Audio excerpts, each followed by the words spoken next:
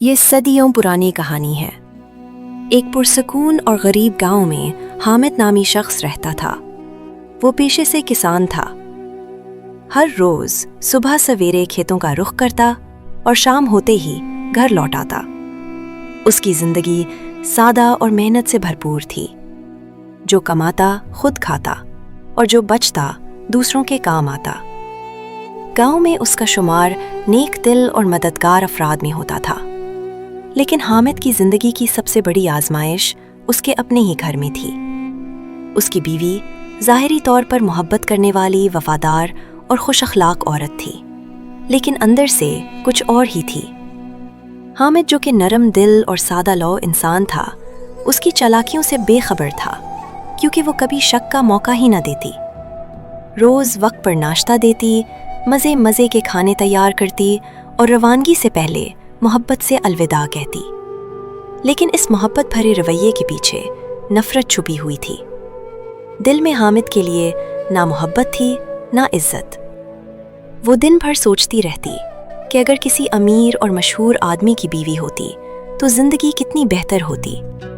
جب حامد کھیت میں ہوتا، وہ اپنے ذہن میں شیطانی منصوبے بناتی تاکہ کسی طرح اس سیدھے سادے کسان سے جان چھوٹے۔ ایک دن اس نے گاؤں کے چند آوارہ لڑکوں کو بلایا اور کہا کہ جب میرا شوہر کھیت میں ہو تو اس کا گدھا چرا کر قریبی درخت پر باندھ دینا۔ وہی ہوا۔ دوپہر کو وہ حسب معمول کھانا لے کر کھیت پہنچی۔ حامد نے خوش آمدید کہا، مگر چہرے پر حیرت تھی۔ پوچھنے پر بتایا کہ میرا گدھا درخت پر بنا ہوا ہے۔ یہ کیسے ممکن ہے؟ بیوی نے حیرانی کا ڈرامہ کیا اور کہا، واقعی عجیب بات ہے، آؤ مل کر نیچے اتارتے ہیں۔ دونوں نے مشقت سے گدھے کو نیچے اتارا، پھر بیوی نے پیسے مانگے۔ حامد نے بغیر سوال کیے 5 دینار دیے، مگر بیوی نے مزید مانگے اور حامد نے وعدہ کیا کہ گندم بیچ کر 100 دینار دے دے گا۔ جب رقم ملی، حامد نے وعدہ نبھایا، لیکن بیوی نے ان میں سے آدھی رقم چھپا لی۔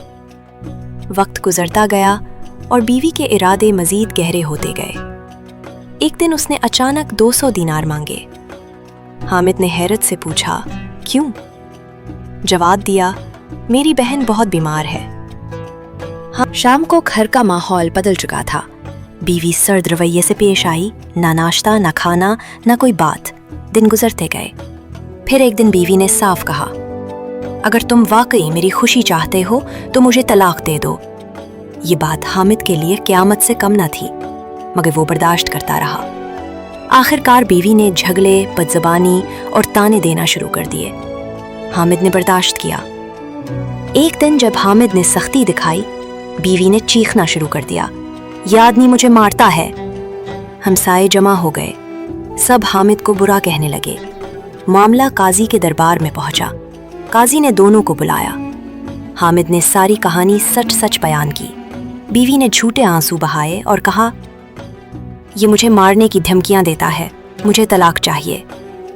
قاضی حیران، پھر پوچھا، کیا واقعی حامد نے 200 دینار دیے؟ حامد نے کہا، جی ہاں۔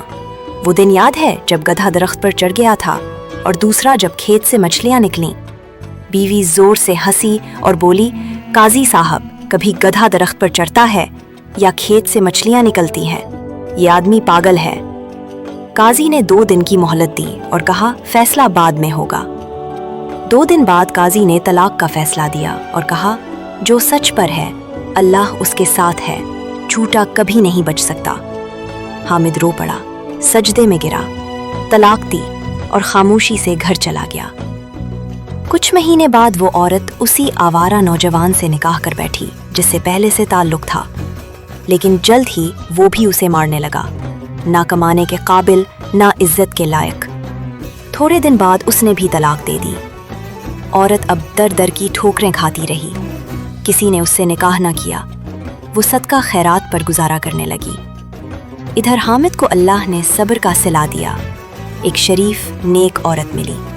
اللہ نے اسے اولاد، عزت اور سکون عطا کیا۔ پیارے دوستو، اس کہانی میں بہت سے سبق ہیں۔ اگر شوہر یا بیوی میں کچھ کمی ہو تب بھی صبر اور شکر کریں۔ ہر رشتہ اللہ کی طرف سے عطا کردہ ہے، بے وجہ نہیں۔ सच, वफादारी और सब्र ही असल कामयाबी है। अगर आपको ये सबक आमोज़ कहानी पसंद आई हो तो ज़रूर दूसरों के साथ शेयर करें। जज़ाकुमुल्लाह।